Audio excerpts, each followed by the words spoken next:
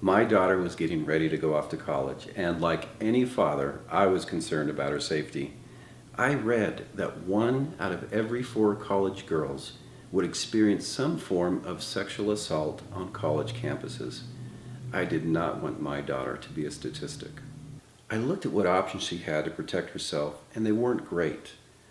While I might be comfortable with some forms of self-defense, she wasn't. She thinks I'm overprotective.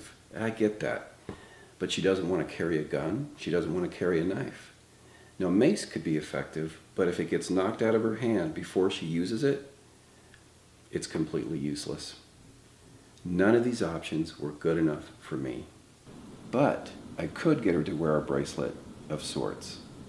It just so happens this bracelet has a metal ball on the end of it that is effective at taking someone down.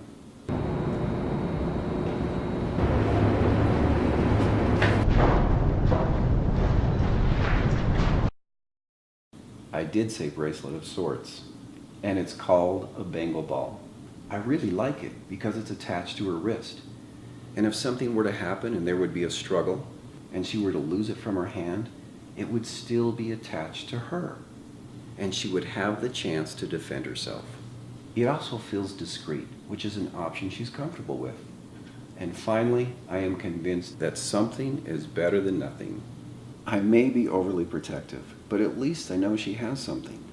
If she's ever in a dark parking lot, walking alone, or she's ever in any place where she feels uncomfortable, she knows she has protection at her wrist. I got her one for her car, for her backpack, and one to keep next to her bed. I also got one for my wife's car, and we may even take one hiking with us.